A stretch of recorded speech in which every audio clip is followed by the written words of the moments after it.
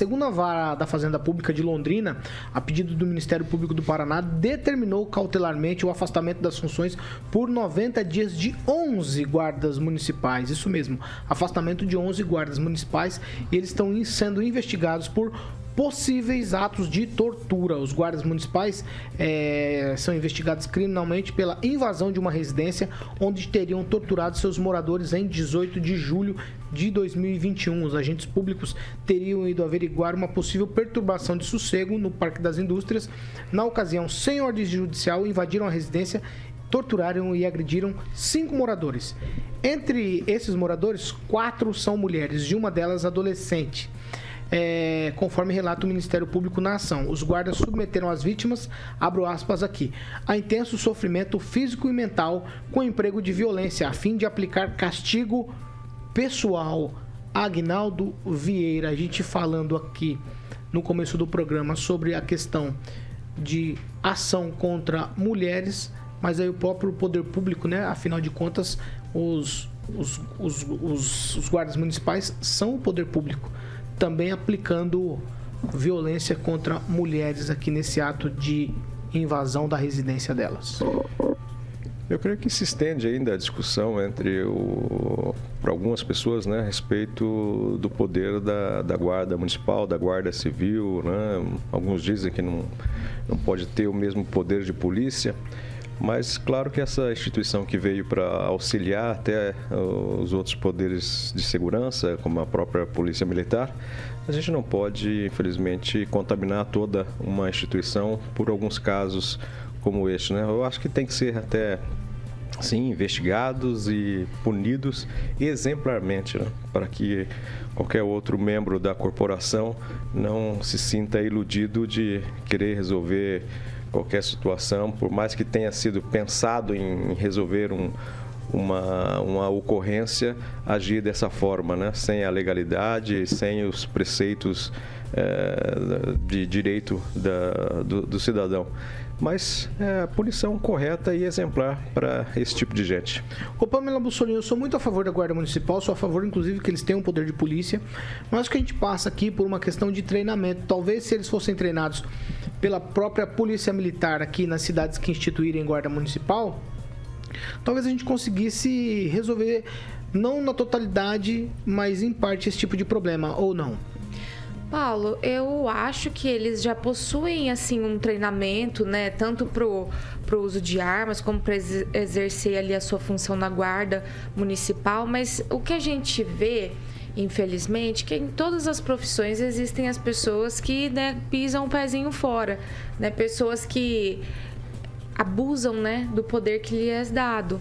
Então, contra isso, realmente, eu acho que as penas da lei, né, a justiça é que tem que fazer a sua parte.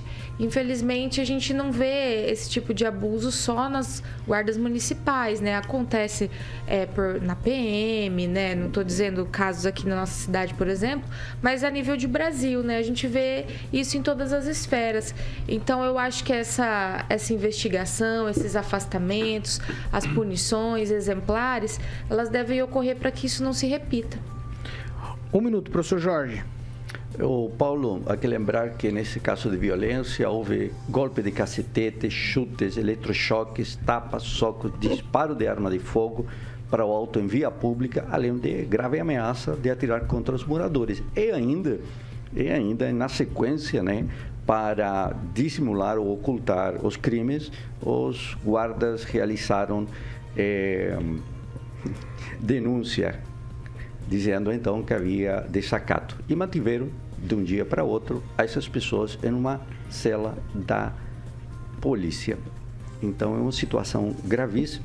Está de parabéns a atuação do Ministério Público, Gepátria de Londrina, que tem que fazer um trabalho que é complexo, que é difícil, porque a gente sempre acredita no poder público, mas vemos que aqui o poder público abusou e desviou claramente, nitidamente, do seu poder.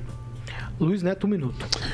Paulo, a guarda, eu sou contra essa questão de comparar a guarda à polícia, porque o dever da guarda, constitucionalmente, é proteger o patrimônio público, né? Mas por que a guarda acaba atuando dessa forma, usando das suas funções para atuar como se fosse a polícia? É porque o Estado está falhando na questão do policiamento, na questão de contratação de novos policiais, de mandar efetivo, de equipamentos, e aí o município ele tem que assumir a responsabilidade que é do Estado.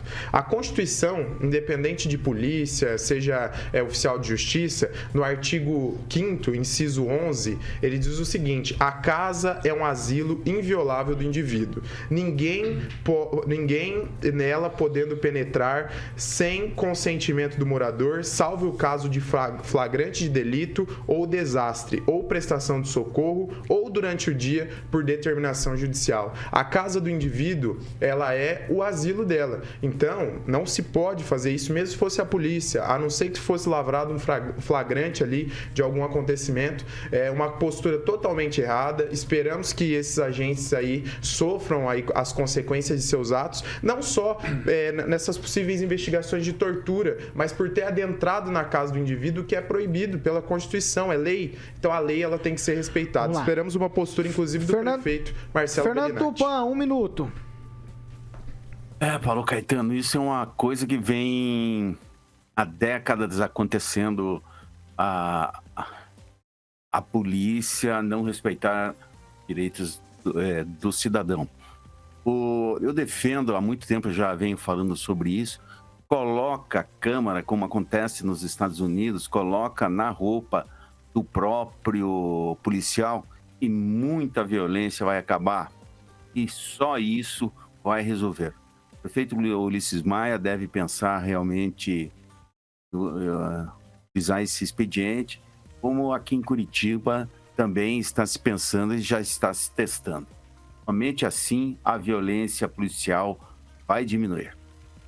Kim Rafael, 1 minuto. Bom, o abuso de autoridade, eu acho que nesse quesito, principalmente, né, da diferença entre a Polícia Militar e a Guarda, ela precisa ser bastante clara. E há muitas diferenças.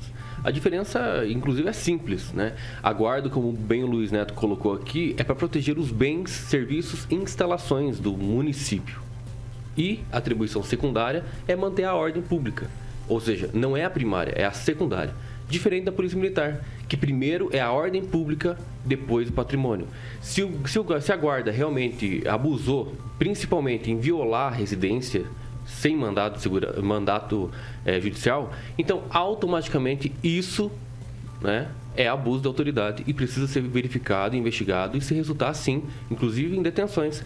Então eu acho que precisa distinguir principalmente a diferença entre uma e outra e exercer as atribuições primeira e segundo grau nas suas atribuições corretas, para que não haja abuso de autoridade.